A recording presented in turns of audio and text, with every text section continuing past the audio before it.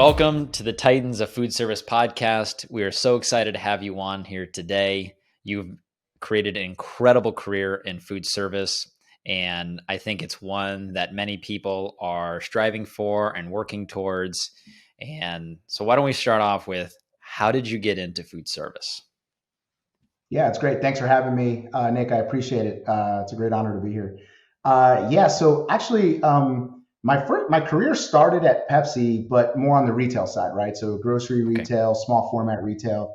When I left Pepsi and did a little bit more CPG type of higher level selling with Nestle, my second tour back with PepsiCo was on the food service side. So this was probably 2009. Okay. And it was my first foray into it. At the end of the day, it was account management. So I was like, all right, well, I know that, right?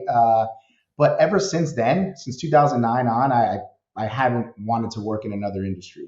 I love the food service industry. It's a much more of a consultative approach, which I loved, because at the end of the day, it's long-term relationships versus, hey, what's next quarter bringing Right. us? So I think you have to cultivate a lot more.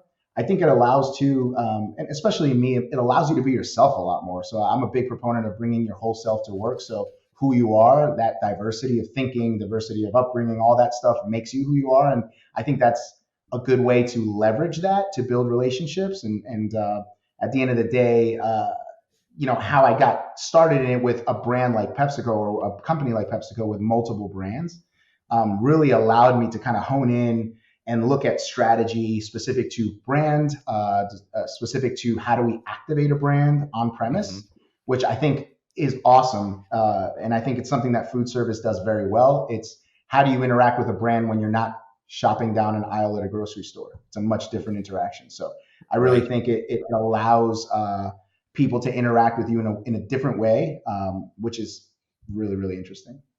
Yeah, I like that. When it comes to the brand strategy, when you're building out the brand strategy for a food service company, how did you learn how to do that? Or what are maybe some things that you look at when you're building out a brand strategy? Yeah, when we look at kind of go to market in the past, I mean, whether been at PepsiCo or Nestle or even Granger, at the end of the day, it's authenticity. It's, what are we known for? I've read Simon Sinek's book like 6 times back and forth on always start with why, and I really apply that to a lot of the things I do. The why has to be there, because if it's not, the how and the what can change, but if the why doesn't, it keeps you really focused. So a lot of just in my career, what I've been able to do is let's keep it real, right? I've had the privilege of working for some really great brands. So Sure. I didn't build a brand. I didn't do that. But that has allowed us to now say, okay, from a food service perspective, how do we go to market with those brands in a way that is going to resonate with a B2B scenario, not B2C, right? So the consumer side, marketing handles that. But on the B2B side, right, how do I make my brand come to life? How do I make that brand stand out in a world of just options for operators? How do we stand out, and how do we really bring relevance that resonates with operators?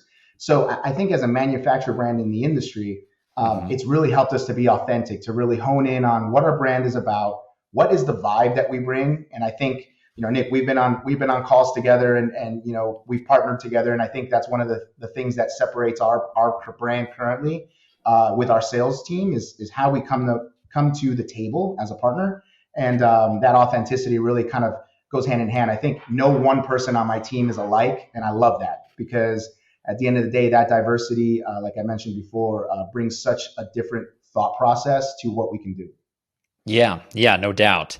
And going back to the beginning, it's interesting. You started in retail and then you moved to food service. It's not so often Yeah, that you see that. And what was that process kind of like? Or maybe is there a yeah, nugget that you can give to somebody on how to bridge from retail over into food service? yeah. You're right. It's a completely different feel. I would say that the hardest part was the timelines, right? So, like, you all know this, selling a brand in food service, right?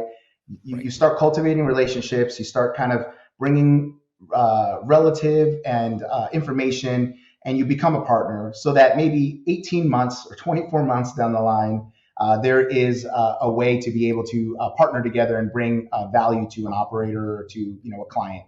Sure. In retail, it's a much more kind of, I do this, this happens next, and we look at it, we learn from it, and we adjust and we keep going. And I think that to me, the timeline of just the pipeline of how long it is was probably the biggest thing, especially being Right. a salesperson that likes to succeed, likes to keep track of scores, likes to kind of look at the scoreboard and see and progress and push yourself to a certain number, if you will. I think the food service industry, while we do that, we Yes. look at more long range type of pipeline opportunities. So I think that Correct. is the biggest change in mentality from the retail side to food service.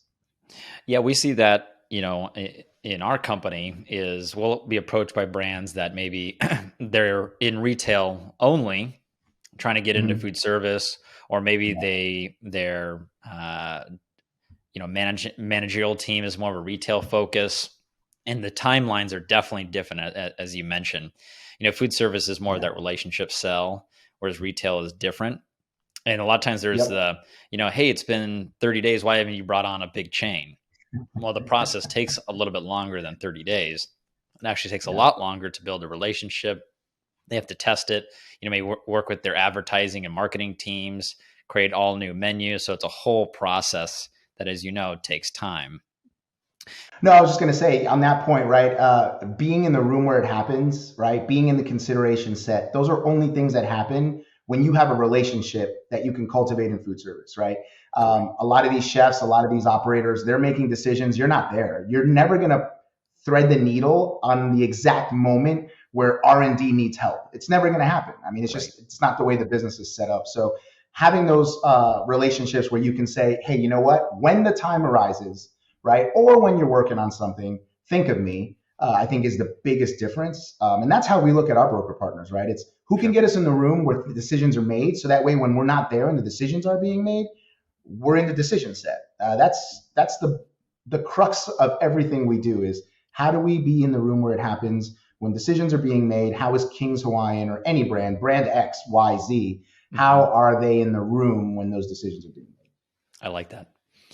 And I love that you mentioned the book "Start with Why" by Simon Sinek. That's a Mhm. great book. And Yeah. so when you start with your why, you kind of get your why and your how and your what and your who. How do you get that message out? What's kind of maybe the first step, and then how do you scale it from there?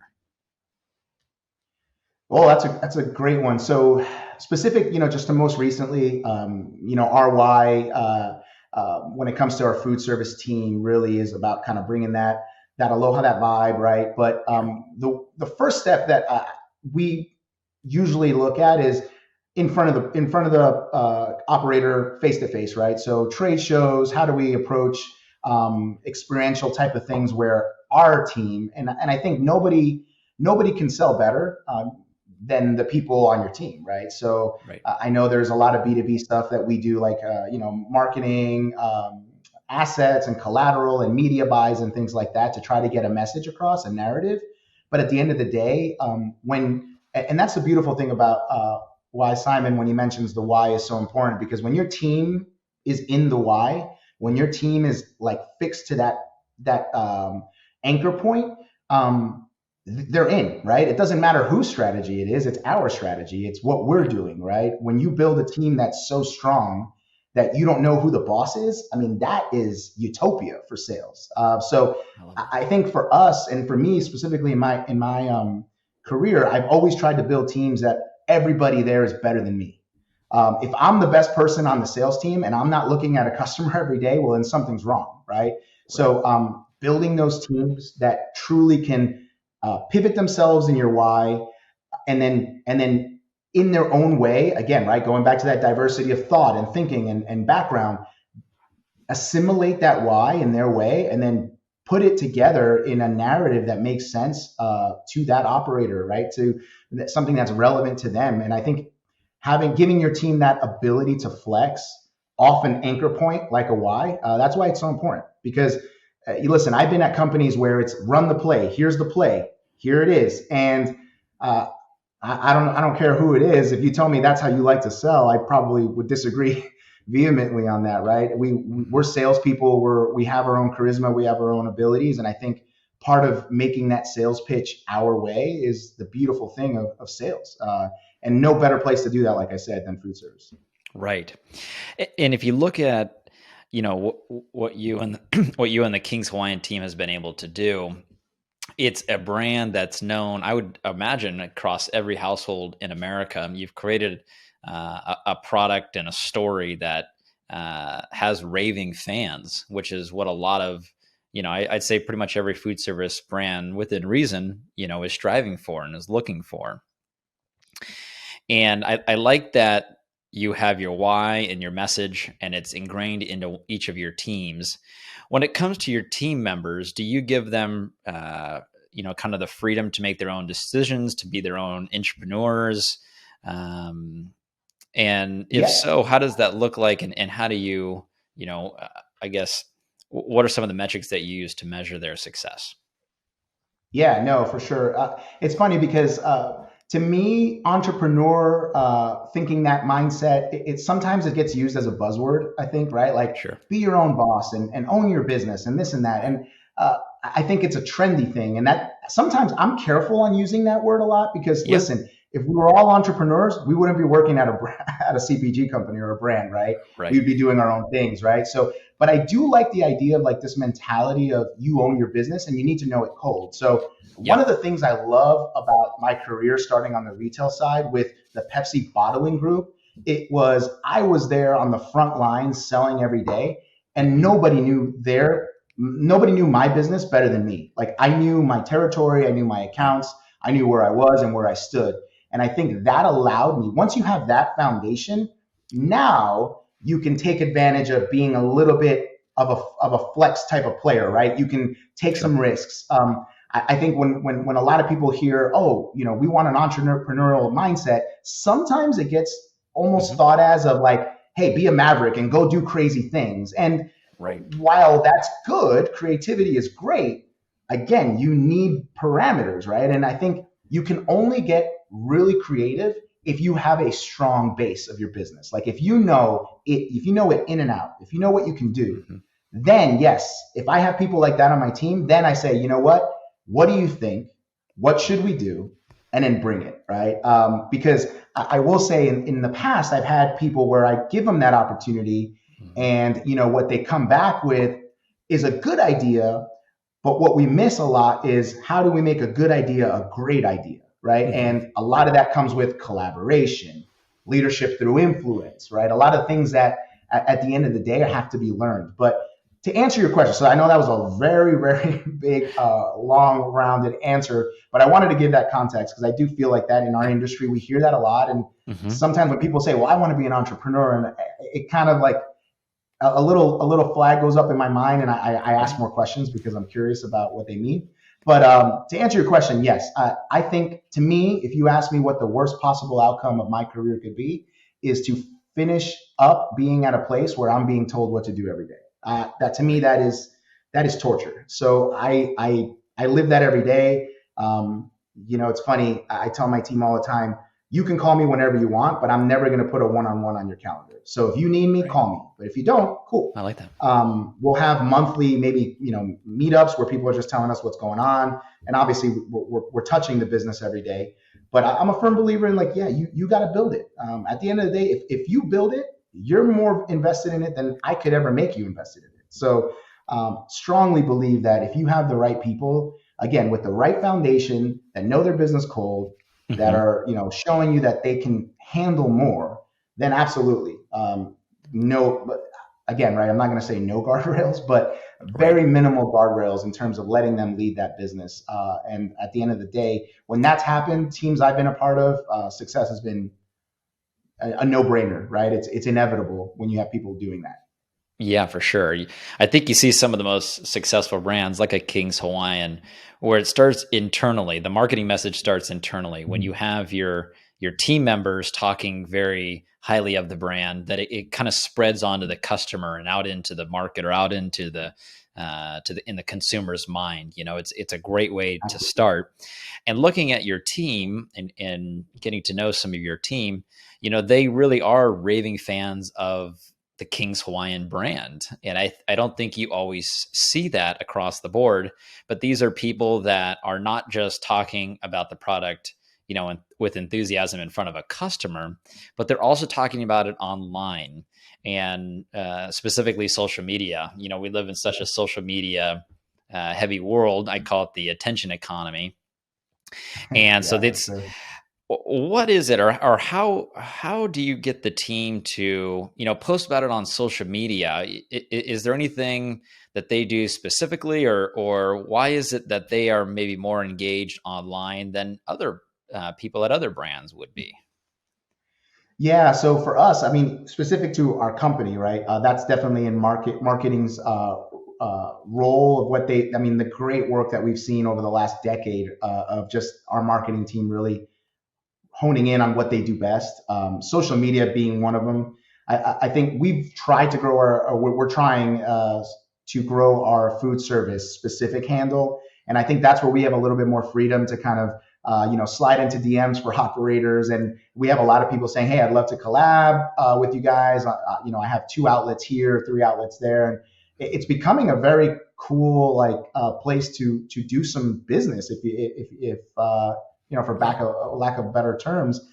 So yeah, I really believe, like I said, we're lucky to be able to work for a brand like this that the Tyra family has brought to the world. Great story, of an don't talk about entrepreneurship and literally visionary. Great brand, great company. And for us, we just get excited of seeing our operators getting excited behind our brand and putting it on the menu. So we're always on Instagram and just kind of sharing that and giving them some love on it because it's fun to see that. And when you have that authenticity, when you have that why, your sales team, and when we know who we are, right? Right. Our sales team, it's just inevitable that they're going to share that feeling. Cause I Mhm. mean, it's like kids, it's like golf. It's like the things you love, right? You want to share that with people. So, Yes. at the end of the day, I think it's a very cool thing to have when your team literally, even when they're not working, right? Or whoever Mhm. they come across wants to share that beautiful story of what they do for a living. And it's just really cool to see. Yeah, I love that. You mentioned, King's Hawaiian being a family brand, being a family-owned company, and Yeah. in the history of your career, you've worked for large corporations, and I believe some Yeah. family-owned, some maybe corporately owned.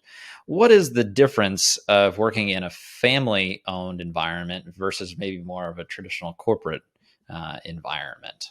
And how has the family environment helped you to succeed with King's Hawaiian? Sure. Yeah, it's a great question. I think both have pros. So obviously, being in a corporate environment like a PepsiCo, right, or a Nestle, for example, resources, right? You have resources that you could only dream of elsewhere. Also, just the broad ability to buy in bulk and just a lot of these cost efficiencies, right? Which is, I mean, at the end of the day, if done right, is a dream for a salesperson, right? To Right. have all the resources in the world, dissect all the data that you could ever want is great. So I think I love my time there. I think PepsiCo really taught me how to think about things like how do you Hmm. take a big complex problem and solve it using data, using insights, things like that. Um, on the family side, family owned, private. The cool thing about that is like at the end of the day, the decisions are made on the health of the business, right? So I like that. I think that's huge. It's funny, like even at King's, what I've seen is there's a lot of people that came from big CPG and now have settled into a place like a King's where it's a large company, but again Hmm. it's private. So I think that a lot has to be said about that, right? Being able to at the end of the day really own your career and I like the ability of I mentioned it earlier, right? Taking a good idea, making it a great idea. Hmm. I think what in my career I've been in places that nurture that a lot. So for Right. me, there's a lot of opportunities I have, right? But some of the towering strengths that I've been able to use has been the communication, the taking a narrative and bringing it and elevating it that makes sense, like telling a Hmm. story, and allowing that to help us get resources and help us do things that we need to do to succeed in the business. So uh, Right. Whereas in a PepsiCo or a Nestle, that's it's not frowned upon, but Hmm. obviously understanding the levels and the hierarchy, and it's a Right. much tougher to get straight and cut through the noise, right? So I Hmm. love that ability in my career working with private companies too. Is that sometimes the decision makers, it's a more of a flat organization. So for Yeah. people that really want to strive to tell stories and get their message across and be able to kind of move a business forward, I think that's really been helpful. Yeah, definitely. For our company, we're also a pretty flat organization. We don't have a lot of hierarchy. And I feel like one big positive of that is the flow of communication. It's easy. Yeah, It allows us to be more nimble, whether it's Northern California or Las Vegas or Southern Cal. We can make decisions and move a lot faster than larger moving vessels, if you will, because we for have sure. that flat organization. It's almost, in a way, it is maybe a competitive advantage. Oh, absolutely. Being able to flex too and pivot, right? Oh yeah. The other thing too is big ships turn slow, right? Smaller ships Hmm. turn a lot quicker. So that nimbleness is really, really cool to have. Exactly, exactly.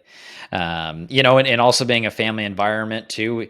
I think us and Kings Hawaiian and yourself, probably share a lot of different and similar values. And one thing that we try to do, and we're trying to get better at, I read this book called The Great Game of Business. So I don't know if you've ever heard of this book before, but it's really I all haven't. about looking at your team members and giving them more transparency, more information, letting them know the numbers or whatever that the factors that drive your economic engine.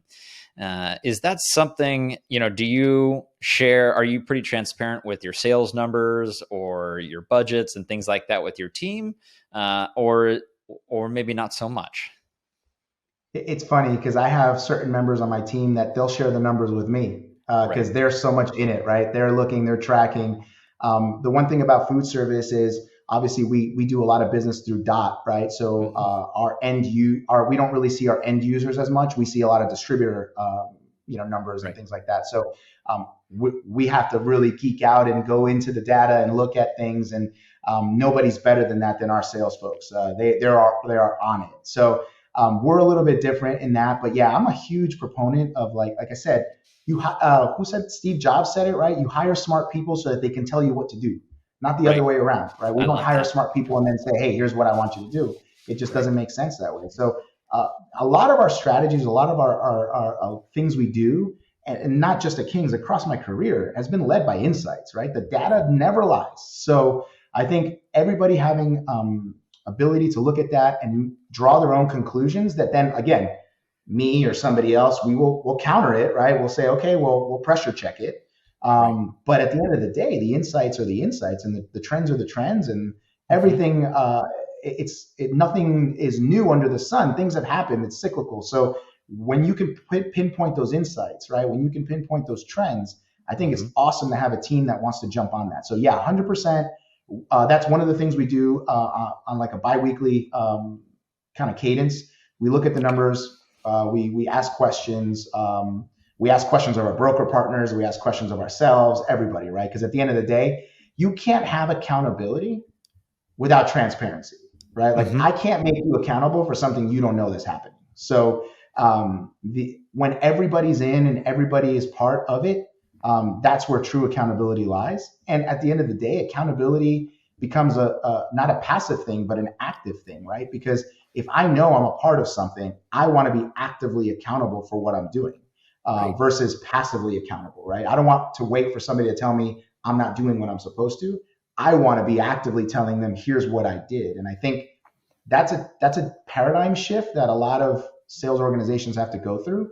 Hmm.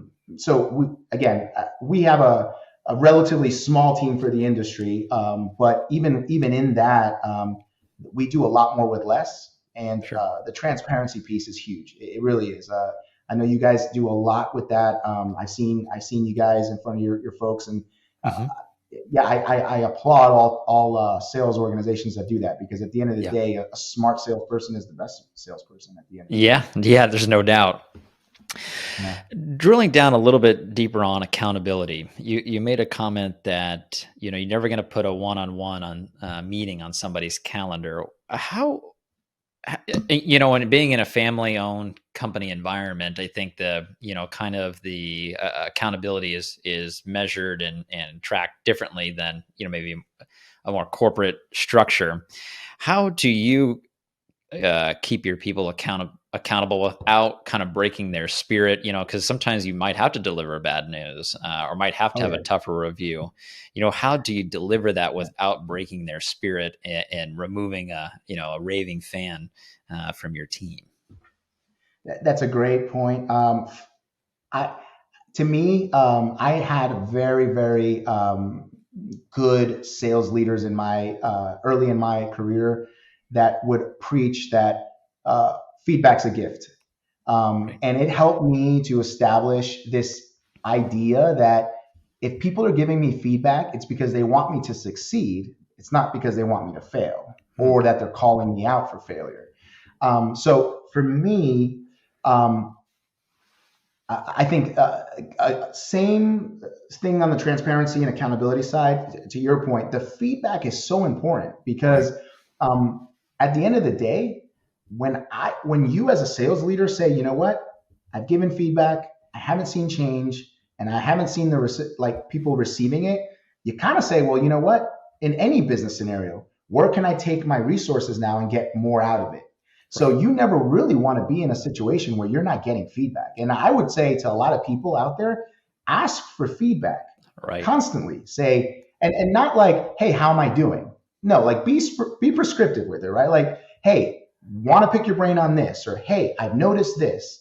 Would love to get your thoughts because I think a lot of people younger in their careers are Hmm. they shy away from the feedback, and I think you can't do that. The Right. only way that you will become a sales leader is showing leadership before you're a sales leader. So, making yourself a manager doesn't automatically make you a leader. It's just a title, right? So, how do you lead through influence? And I think understanding the gift that is feedback back and forth helps you understand, okay, how do I get better at influencing my peers?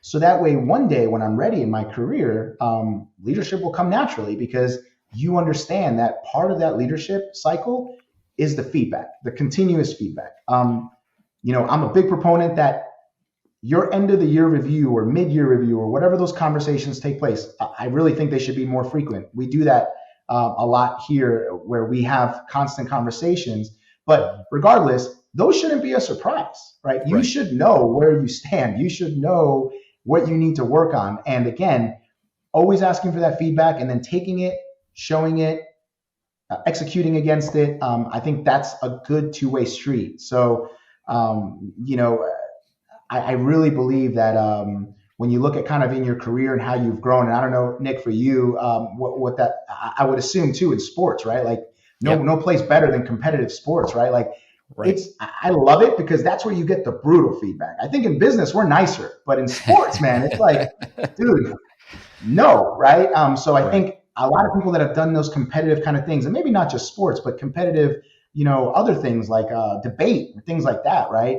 Right. Those folks that have a tough skin on feedback and they understand what it's capable of doing are the Hmm. ones that just skyrocket in their career, in my opinion.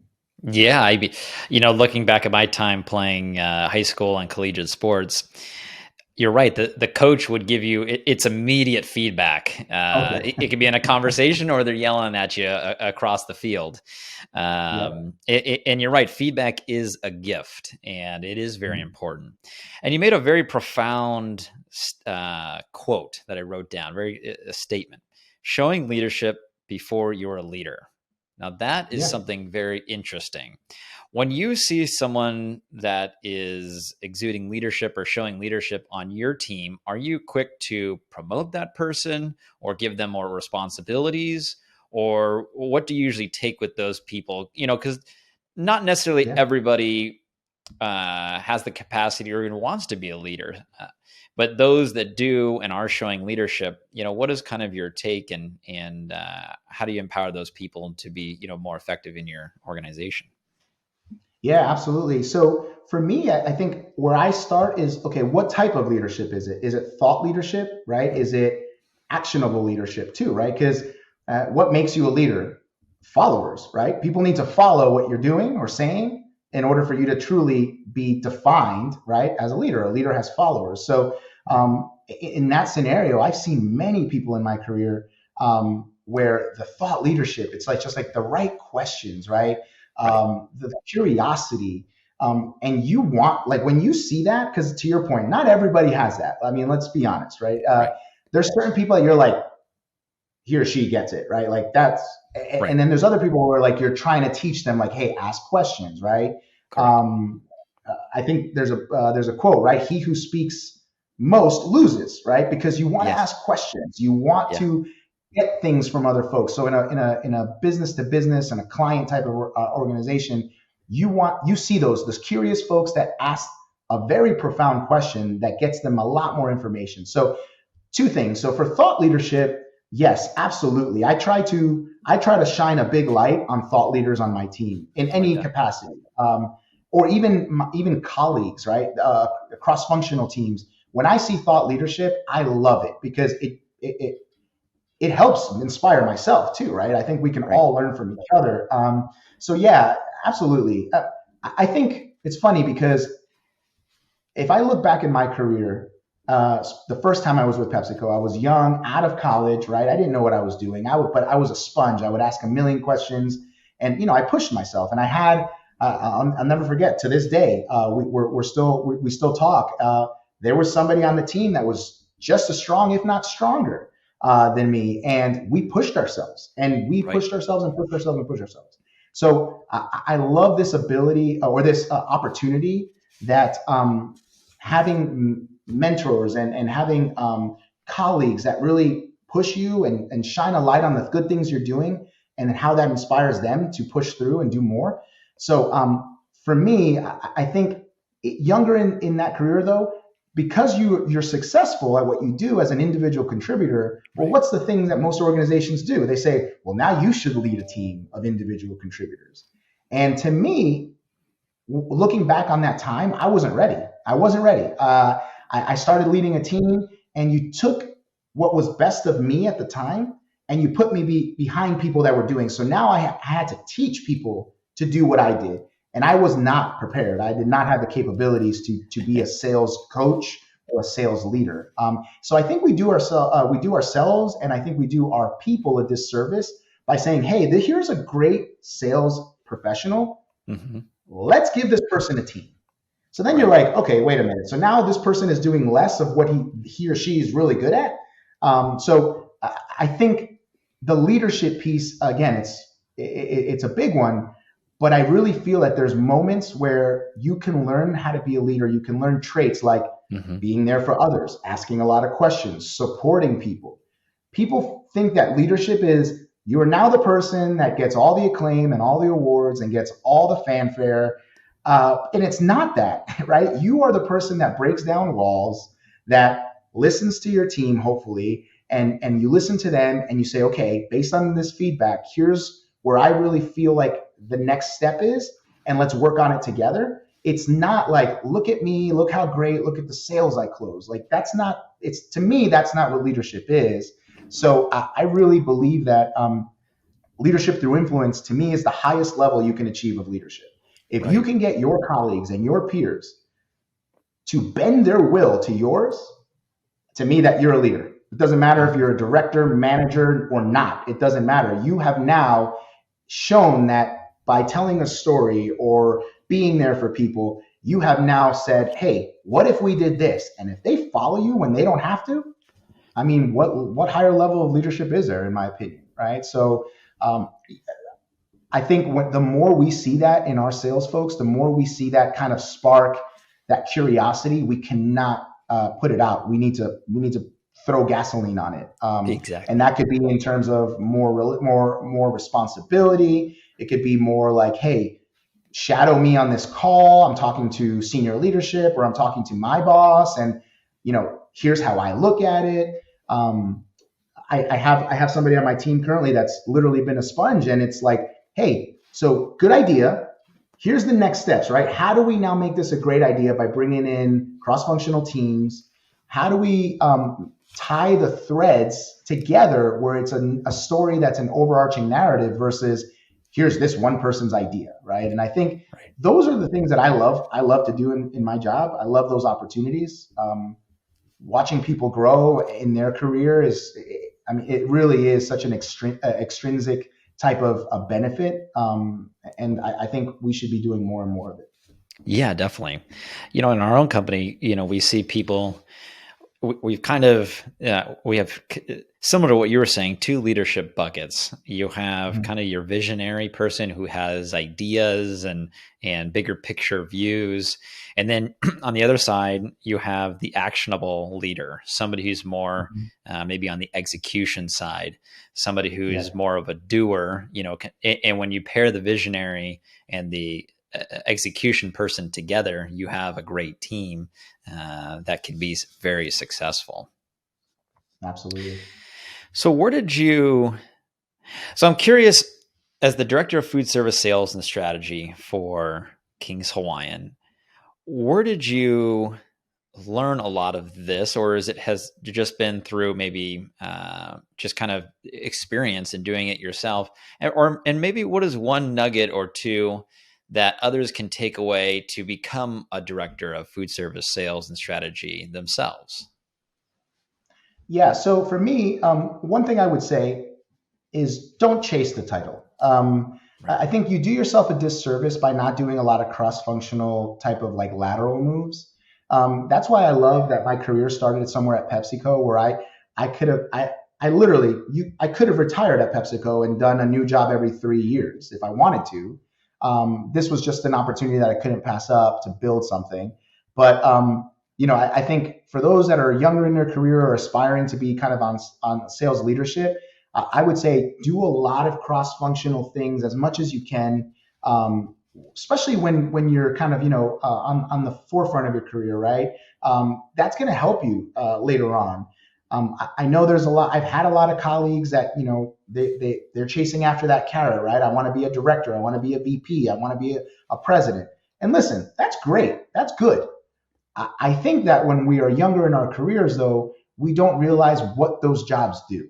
Mm-hmm. And a lot of people think that it's a great title on paper, and sure, it's awesome, but it's a lot of work, and it's a lot of things that maybe you love selling, right? You love being in front of the client, building relationships, and then you become a VP and you do less and less of that. You're doing Right. more internal things, right? And Right. leading, big strategies over 5-year timelines. So really understanding what the job entails, right? If you're diving into P&Ls all the time, right? So I would just, again, I'm not cautioning people to not strive to be successful. Absolutely, strive to do it. Right. I think something that's helped me is just I try to find spots where I can be authentic and be different, but not different for different sakes. But where can I bring a different thought process? Where can I listen a lot more? Where can I ask the right questions? And I'm at a spot right now in my career where I'm very comfortable in my own skin. Mm-hmm. I feel that at the end of the day, the things that come out of me to a partner resonate and are relevant on their own, where I don't have to do a lot of extravagant things to get that message across. So, Right. and that just comes with time in the industry, time in your career. So, patience is one, right? Be patient. There's a lot of times where I jumped at a job because I just got impatient and I thought that was the thing to do, Yeah. where it ended up not being probably the right move. So, patience, knowing yourself, and at the end of the day, if you're at a spot that takes care of you, takes care of your family, you have fun at what you do. Those are to me, those are the things that sometimes you can't put a price tag on, right? Definitely. So you can call me janitor. Doesn't matter if you telling me I get to do what I do every day now, I'll take it. I'll Yeah. take the job. So for me, again, right, being true to yourself, being authentic. If people are going to the right, but you think the left is the right move, trust your gut. Trust your gut. Figure it out. Especially when you're younger, right? Make some more risks. Younger in your career, Mm-hmm. make some switches, right? It's funny. Not so long ago, I had a conversation with somebody on my team, and literally I said, "Listen, I'm going to be straight up with you. I'm going to tell you what I wish people would have told me earlier on my career. Sometimes to make a drastic jump in either compensation or role, you have to leave. You just have to do it. Right. So here is her current manager telling her that, or that you may have to leave. And at the end of the day, Right. that's what's right for your employee. That's what's right for your team. It's their betterment, their Hmm. development. And to be honest with you, that's the world we live in, right? With inflation Definitely. being where it is and things like that. We know this is something, I don't know if you guys are seeing this a lot too, but holding on to the right people is something that's very, very important. So what are those intrinsic things that you can bring to them that help them do that? So Right. those are things that we're working on. Those are things that we're constantly looking to do. And that feedback cycle has to be there, I think, on a constant basis. Yeah, I love that. And I love what you said, don't chase the title or don't chase don't chase the title and do a lot of cross-functional work. Be patient, know yourself. When I Mhm. started in food service, I was 22 and my dad and I, we started our company together. And immediately out of the gate, I wanted to make all the money in the world. And I was determined to do whatever it took. And that was the only thing that I cared about. Yeah. And I was hyper focused on that. As time went on, I focused less on the money and I focused more on what more value can I drive to a manufacturer or to an operator or to a distributor. What service can I offer? What pain point can I solve for somebody or for a company? And by focusing more on that over time, my business grew a lot faster, as opposed to I just need to go out and gather and get as much money as I possibly could, Yeah, to get going. So that's definitely a big lesson that I learned early on. for sure. Absolutely. If you had one defining moment looking back in your career so far, what would that be? Wow. One defining moment. Ooh. Or maybe one that, Um, that sticks out that's, it's the one that you'll never forget. yeah. Wow, man, that's a big, big ask, Nick. You're putting me on the spot here. I don't think there's a big defining moment per se. I think it's been a Mhm. bunch of small moments that kind of have led me to things. Sure. I will say though, leaving PepsiCo and coming to my current employer at Kings has, well, I think, was one of those moments where I bet on myself, and I Right. kind of said, you know what, I'm ready. I'm ready to build something. I'm ready to kind of go in and just learn something and learn from more people that have kind of done what I'm trying to do currently. So I think for me that that was almost 5 years ago. So it's gone so fast. And I wouldn't trade it for anything in the world. I mean, right now, I've never had more fun in my career. It is unreal. I wake up every day, I pinch myself and I say, man, I can't believe this is what I get to do. It's just so fun. Our team's awesome. I tell my team all the time, we spend so much time together, we might as well like each other, right? I think Exactly. you have to like who you work with. You have to. If you Hmm. don't, it's a very low chance you're going to be successful, right? Because Right. there's so many things that just kind of get in the way. So we're a group that likes being around each other. We're a group that truly believes in the cause of what we're trying to do.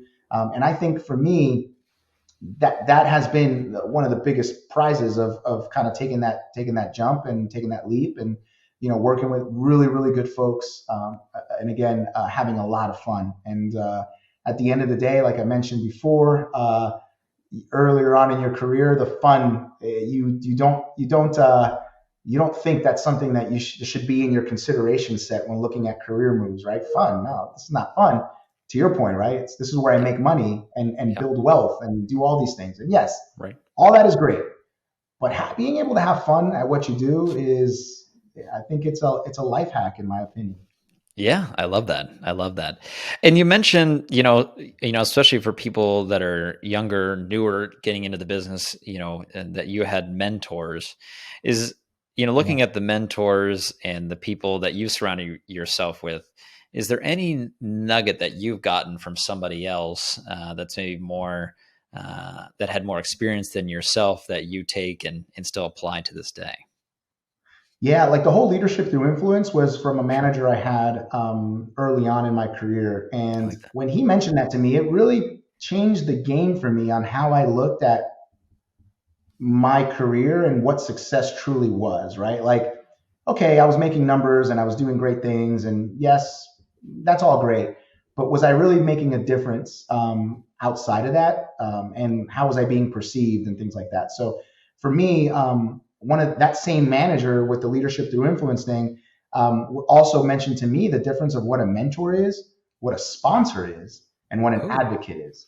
And I think those are very, very, very different, right? Your mentor is somebody you go and you just literally, you just kind of, what's the word? You just vent to, right? You're like, here's right. what's going on. I don't know what to do. Help me, right? A sponsor is going to be that person that knows what you're about, is going to be in a lot of those rooms, right? And say, Mhm. oh, I take a flyer on Ivan, right? I've seen this, I've seen that, right? Or is going to talk about you when you're not in the room. And Right. then an advocate, that's when you start making moves, right? Because an advocate for you now is truly when those decisions are being made, right? We talked about the room where it happens. Mhm. Those rooms where you're talking about people and headcount and what's next, you need an advocate in that room. And if you Definitely. don't, it's very tough. So I think for me, the biggest nugget is understanding that everybody says, "Can you be my mentor? Can you be my mentor?" And it's not just about mentorship; it's about other things too. And then the last thing I'll say about that is just like everything else. And the reason why I don't put one-on-ones on my people's calendar is Mhm. because I need to see that you want to talk to me, not that I'm trying to talk to you. Oh, So that's a you want a great point. one-on-one, you want a one-on-one with me, put it on my calendar. It's up to date. Put it on there. I'll accept it. But I'm not going to go and try to say, hey, can we talk? Hey, can we talk? You need to talk to me whenever. I will talk. Now, don't get me wrong. I call them, right? And hey, Right. what's going on here? What's going on there? But like on a cadence, that's on them. So same thing with a mentor, right? I've been mentors before where I literally get on the phone and it's like, so what's going on? Nothing. Oh, okay. Yeah. What can I help you with? I'm good. Right on. Okay. So shortest Yep. call ever, right? So I think understanding too that it's not just a box to check, right? And I Sure. think younger in your career, I think you need to leverage those mentors and sponsors and advocates a lot more. And listen, I think this generation coming up is doing that a lot more, right? I think Mhm. they're looking at things to your point, right? They're not looking at just money or compensation. They're looking at other things too. And Right. I think that's good. And I know that they value feedback and actually ask for it.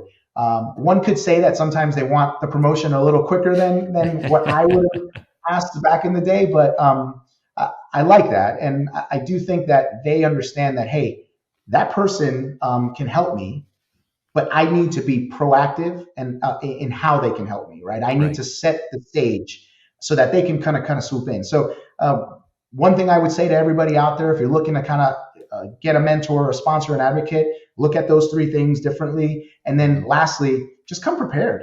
If you make things easy for somebody, they're going to help you, right? But if you Right. make it work, probably not going to get the best results. So if Yeah. you make it easy, you put it on their calendar, you tell them, here's what I would love to get out of this on a monthly or bi-monthly basis, and just shoot your shot. And I'm telling you, Yeah. if it's easy like that, it's as easy as me saying accept and it's on, right? So I would say be proactive, put it out there, and show them what the vision of what you have for it. And I'm telling you, you'll be surprised how many people will accept. I love all of that. That was fantastic. If you could look into the future and reflect back on your time in food service, how do you want to be remembered? This is hypothetical because I don't think anybody's going to ask, hey, how should we remember Ivan? But I think if you ask me, if I could look back on all the time that I've spent in the industry, I think I'd want to be remembered by the people that came across my path and what did I do to help them get to the next level. So that person started with Ivan as a sales rep, and look at them now. They're a director, a VP. They're starting their own business, right?